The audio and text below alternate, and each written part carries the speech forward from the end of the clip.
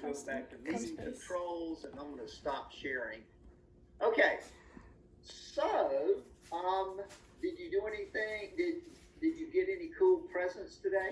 Yes, actually. Yesterday I got this spaceship right here. Oh, cool. And you want to show them your T-shirt too? Like And I also got this T-shirt. I like it. There's a space shuttle on there. It's a NASA T-shirt.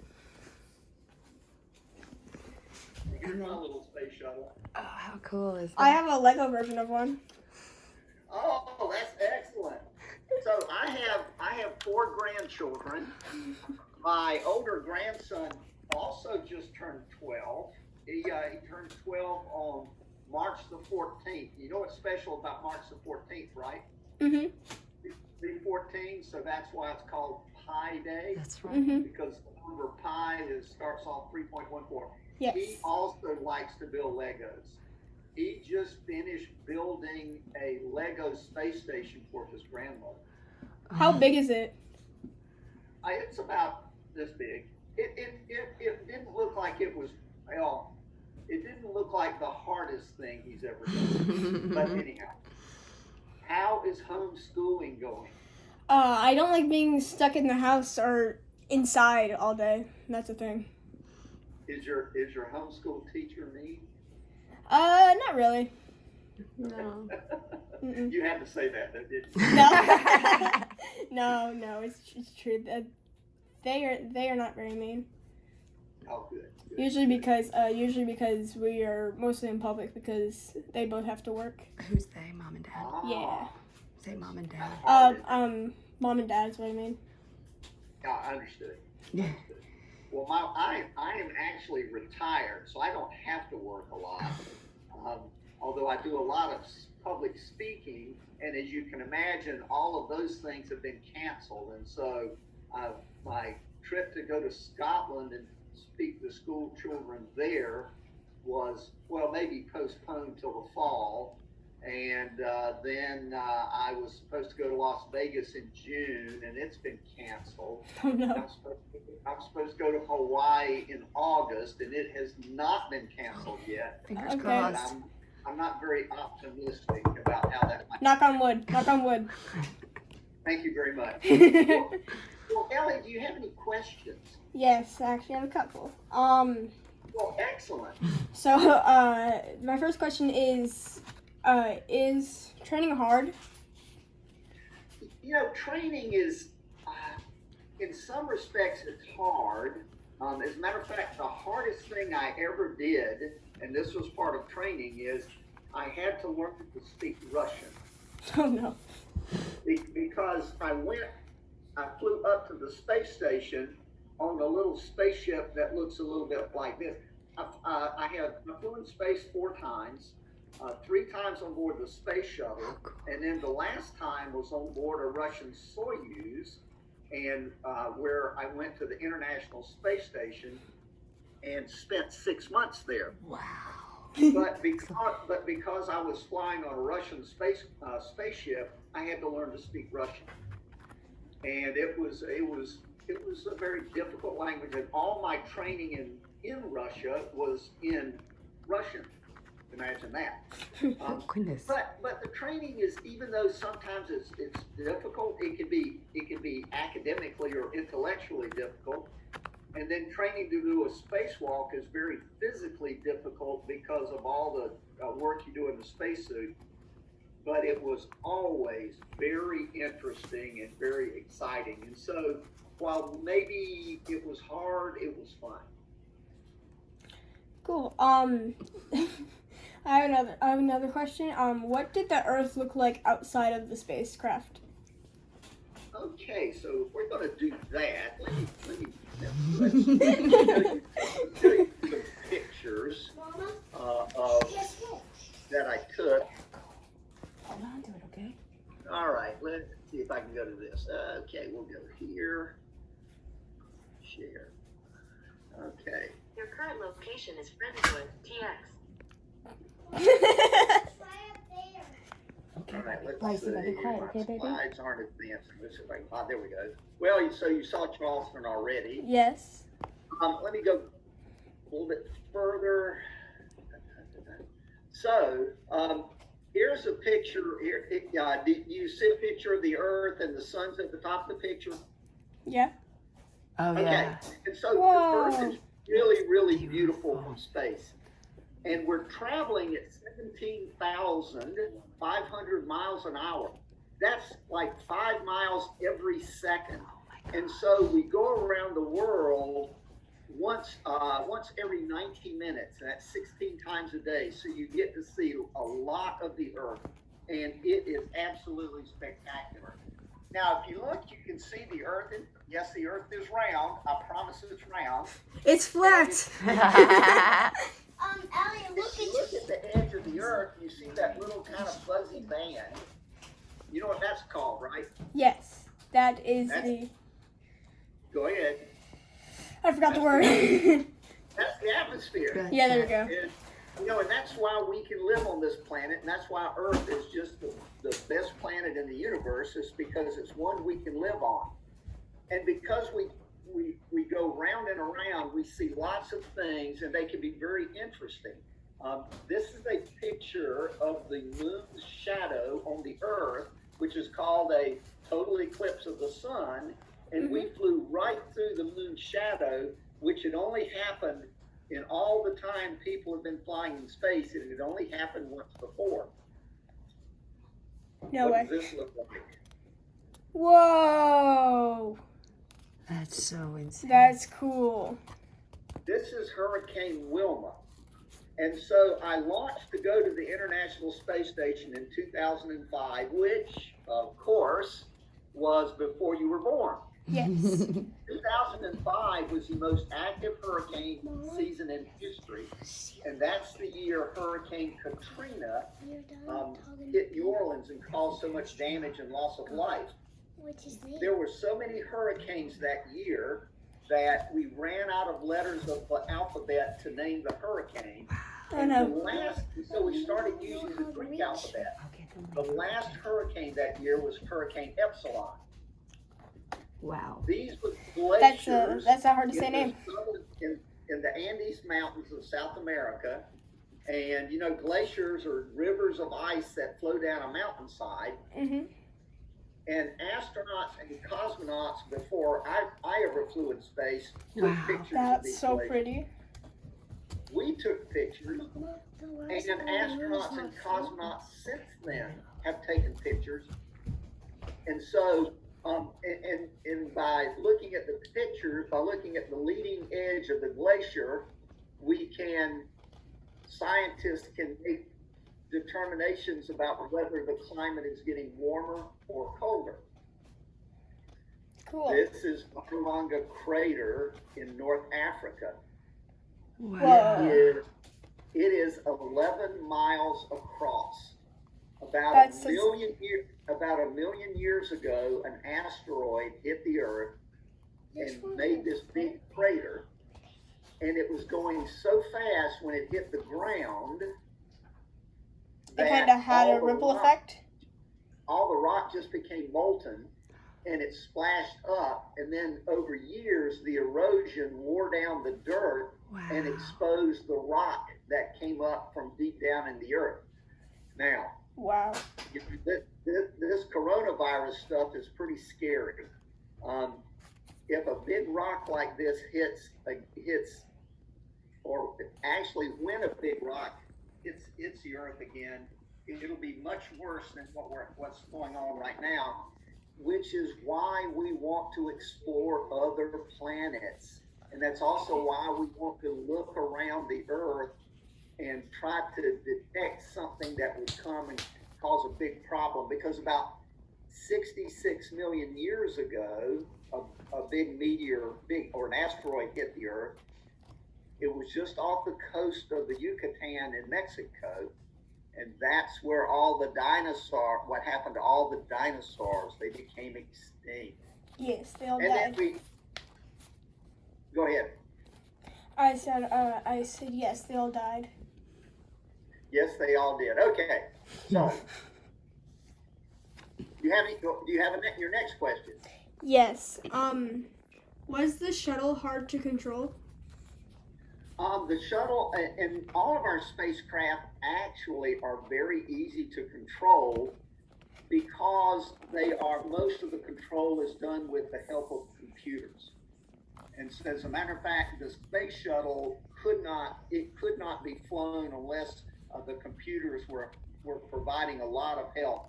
Generally, excuse me, we would point the shuttle, and then the computers would make sure it stayed going in the right direction. Cool. My next question is, how do you eat on the shuttle?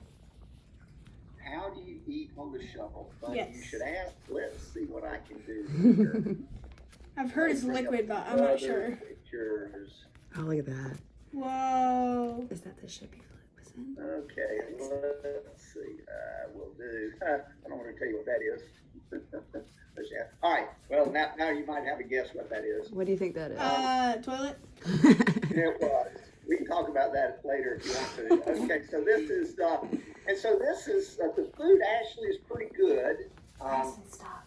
These are as you can see written on here, these are strawberries, and they are freeze dried, so they're dehydrated. You add water, you put water just through this little area up here, and it even says 50 milliliters of cold water, 10 to 15 minutes. And it was interesting. I love the strawberries when I would taste them on the ground, the freeze-dried strawberries after I put water in them. I didn't like them so much in space for some reason. Maybe it was because everything was floating around and it kind of made your intestines float. I don't know. Well, I think what it was is because your sense of smell changes. In space, because there's no gravity pulling all the blood down into the lower part of your body, it shifts upward. So it shifts into your neck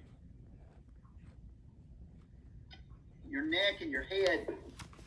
And so it's sort of like you have a stuffy nose, a little sinus congestion, and you can't smell quite as well. And so I think that affects your sense of taste. Now, I know this looks pretty messy, and that has a lot to do because things do float, and there's not much room to store things. But this is actually the table where we would eat, and this is back in the Russian part of the space station. Wow. Down here in the floor is our treadmill, and so I would either run or ride a bicycle every day.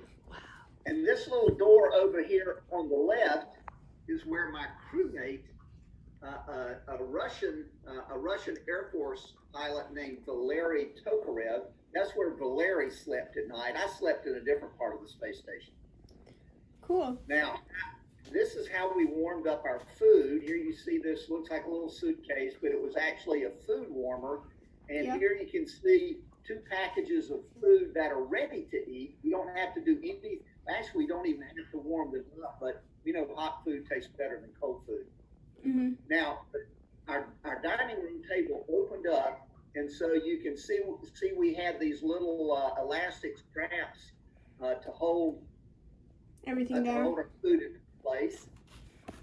This is a little package of Russian bread, and the bread, it looks like they're little bite-sized pieces, but each little bite-sized piece looks like a miniature loaf. And I call that Barbie bread because the bread was about the right size for Barbie doll to eat. And then here are some cans of food from the Russian menu. And then the most important tool in space, and those were scissors. Because that's how you open most of your food. And this is where we got water to either drink or to put in our food, so we could get warm water. I mean, it says warm water. It was really sort of room temperature, and then here's the hot water. So we would take a bag, and this is coated coffee with cream. And if you notice, here is this little needle. Mm-hmm. It would pierce this part of the water bag and then you would put the amount of water in it that you needed. And I drink lots of coffee every day. I drank lots of coffee in space, but there's one problem with coffee in space. What? You know what it is? What? You cannot smell it Oh. because it's in a bag. Oh no.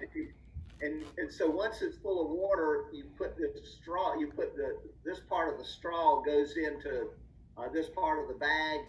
It's got a little latch on it, so you can, if you're not actually drinking, you can pinch it closed, and so that the coffee or juice or water doesn't leak out. Ooh, stewed cabbage.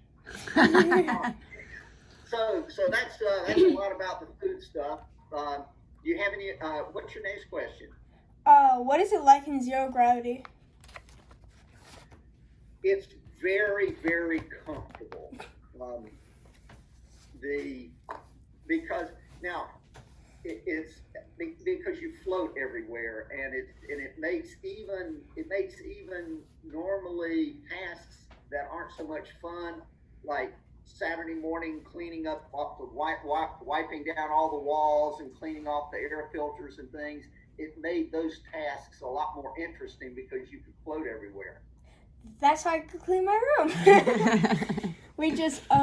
I just need to live in space. That's all. That's all I need to happen. Make it so much fun. Oh, so cool. Well, do you have any other questions? No, that's it. See, there's the Barbie bread. Oh, look at that. It's Barbie bread. This is Valeri. He referred to us as Kosmicheski Brat, which is Space Brothers, and we became very, very close during the mission. Oh, this was we got a resupply right before Christmas, and the most important Christmas present I got was that little tree? Fall. Well, the little tree was already up there. I wonder if I have a. Oh, now this was my second space shuttle mission, and here we are. This is vanilla ice cream, and here's chocolate ice cream. Isn't that cool? And we went up to the Russian space station. This is a Russian cosmonaut, Sergei Avdeyev. So that's some more food. Now, if you've ever been to like the Kennedy Space Center or the National Air and Space Museum, and they sell freeze-dried ice cream. Yeah, have you? No, I've never had that before. It actually sounds really good for some reason. It's terrible. We would not eat that on a dare. So they ate that instead. Oh, okay. What's your next question? That's it. Okay. Well, let's see what else I might talk about. I wonder if there's an easy way for me to do this. I will see.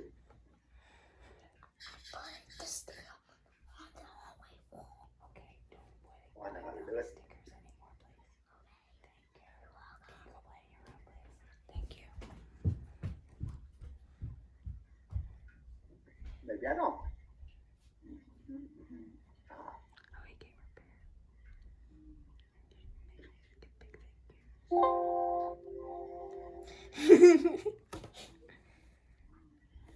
Here we go.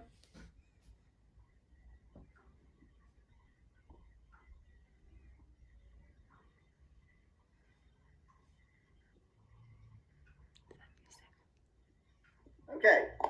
All righty. So, you all right, let me see if I have any questions for you. What do you want to be when you grow up? I've said a lot of things, like astronaut. At one point, I wanted to be a geologist. I've wanted to be a fashion designer before, so I'm still not sure. So,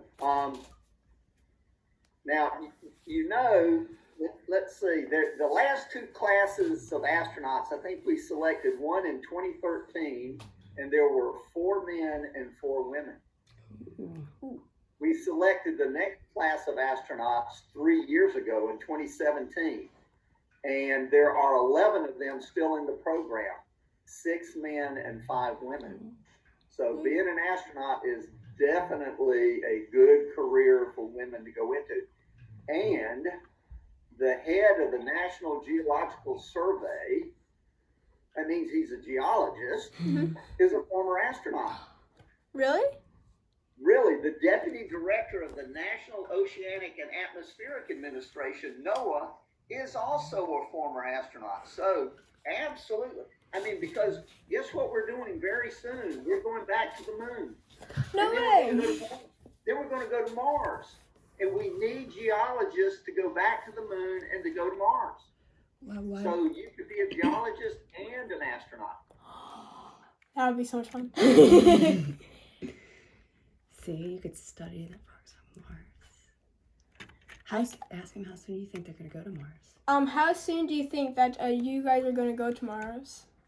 Okay, well, so the reality is it won't be us guys. It'll be you guys going to Mars, because all the people who are astronauts now will be way too old to go to Mars. But I think it'll be in about 20 to 30 years. Oh, And I know it seems like a long time away. I'll be like 30 or 40. But in 20 years, you'll be 32. The average age at which people become astronauts is their mid-30s.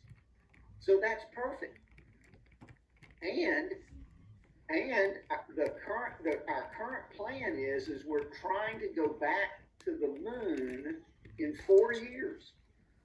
4 years. 4 years? 4 years, and that'll be hard. I don't know that we can actually make that.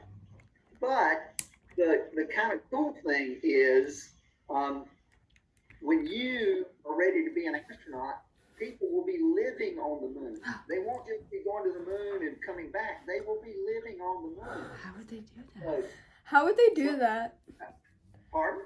How would they live on the moon? There's no. Well, we'll build shelters on the moon, and we'll have to provide air. We know there is frozen water. There's ice. Yeah, on the moon's definitely. South Pole. And so we think we can extract the materials that we need from the moon's surface and produce air and water. Now, the space station right now recycles 75% of its water. You know what that means? That they reuse most of their water. They do. That means the water that you drink today is the same water that you drank 2 weeks ago. Ew. So to go to Mars, to go live on the moon, we're having to be extremely good at recycling things. We recycle the air, and so you know that when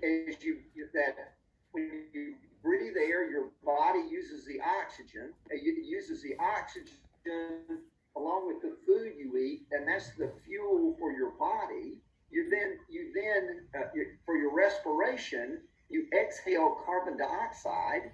Also, your body you perspire. You produce liquid waste, and so when we take the liquid and we purify it, we then break some of it down into oxygen and hydrogen. The oxygen we put back in the atmosphere to breathe.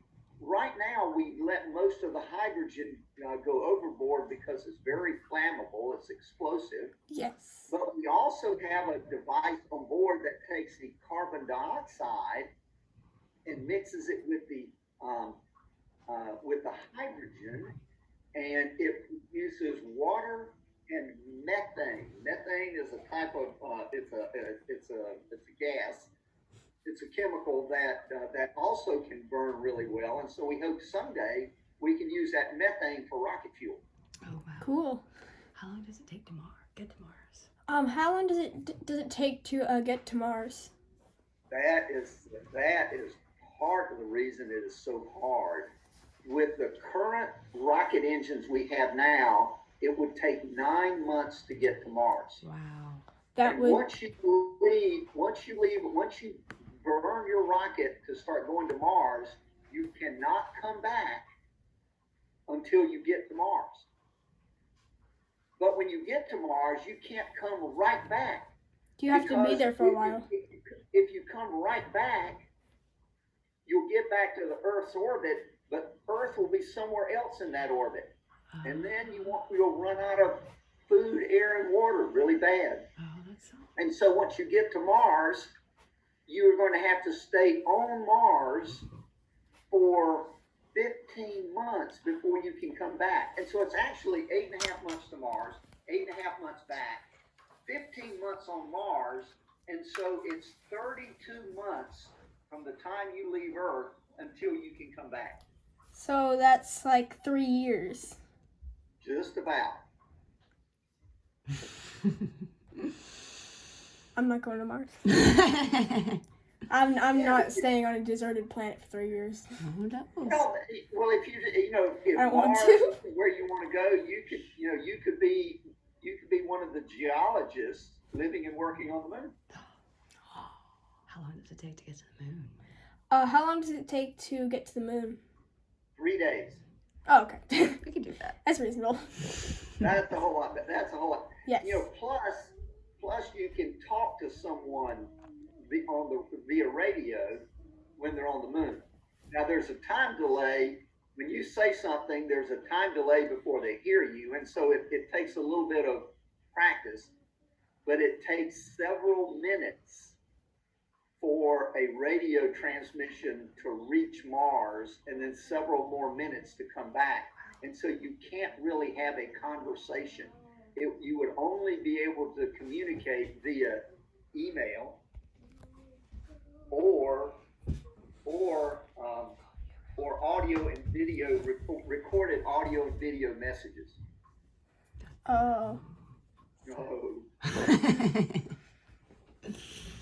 Do you have any other questions? No. No. Do you have any special plans for tonight? I think we're gonna eat the homemade cake we made and probably half the cookies we got today. Yeah. Oh, very good. Very Because good. we got like 3 boxes of cookies. And we're making a ham, your favorite. And we're making a ham tonight too. So. Oh, nice. Yay. And so is everyone in your family doing well right now? Yes. God, yes, sir. Do you have any brothers or sisters? Yes, I have a younger brother. He has been trying to interrupt this whole time. That is why I keep on looking over here and Well, waving You kind of. want to let him come on camera and wave? Sure, Bryce, come here. Here, come here, buddy. You want to say hello? Hello. Hi, Bryce. Say hi. Hi. How old are you, Bryce? 4? Okay. Do you know he's been to space? Yeah. He's seen the stars and the planets. He's been in this before. How cool is that? And who was in here? I don't know. Maybe he was too. Can you say thank you? Thank you. You're welcome. And Ellie, once again, happy birthday. Thank you. Thank you. Thank you All so right. much. Ellie, Thank you. Stay safe. Thank why you. you was not in this spaceship? I was in this spaceship. Ready? Yep. Ready. He was in that one. Whoa. Look how cool that is. That's pretty awesome, isn't it? It's the same one. It's Kinda. very close, yeah. Thank you. Thank you so much. You're welcome. Stay safe. Bye bye. Good luck to you all. Thank Thank you. you. Stay safe. Thank you so much. Bye. Bye bye. Do you want to end it? Mama, can I see the picture? Look at Mama. Can I see a picture?